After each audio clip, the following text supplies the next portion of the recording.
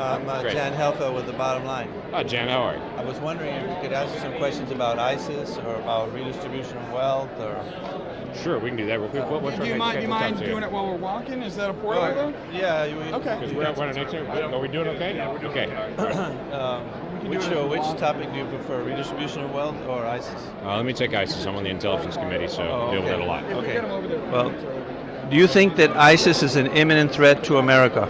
I think ISIS is an imminent threat to Americans. Not only the philosophy, because they're trying to push the philosophy. There's several million adherents around the world to that belief system, and they're trying to find ways to be able to push their adherents to take action on that. So there are Americans that have that belief system, which anyone in America can have whatever belief system they want to have. But when they push them to act on it, and that begins to change things dramatically. So yes, there's an imminent threat that's happening worldwide to individuals wherever those adherents live. But do you think that they can plant their flag in the Capitol, in Washington, no. D.C., the White House? That's not really their plan, is to try to plant their flag here. They're trying to grow a caliphate in the Middle East and spread their philosophy. They do have a very strong belief that they're the only true bearers of Islam, and that everyone has to do it their way. So they hate Jews, they hate Christians, they hate other Muslims that disagree with them, but they're also focused on what can we do to both spread our structured way of life, and everywhere that doesn't have it, they think needs to be wiped out. They're absolutely murderous thugs, but what I'm focusing on, are they a threat to America in the sense, do they have a Navy or an Air Force or any way of taking over America or attacking us, defeating us? Or... They're a different kind of enemy. They're not trying to gather a nation like that all over the world at this point. Now, whether they try to at some point, we don't know. It is an ideology that tells people, here's a list of people we think should be killed.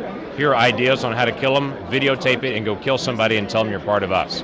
That's how they can spread the message. That's how someone in Moore, Oklahoma last summer gets beheaded in the workplace, and someone says they're following the teachings of Islam to do it because of this incentive that happens around the world on it. So it's a matter of, do we go engage some of those leaders that are spreading that message of go randomly kill people, or do we ignore them?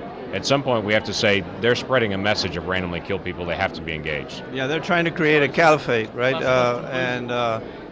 But so far, they haven't been able to defeat Assad or Iraq, right? So they're pretty weak as far as military power goes, right? I think you would, if you asked 21 Christians that were lined up along the shore of Libya that were beheaded a couple of weeks ago, they wouldn't say that they were weak. If you asked 3,000 folks that were in Kurdish areas that were killed, or you asked the Yazidis if they were weak, they occupy a space larger than most states in the United States right now. I mean, in comparison to U.S.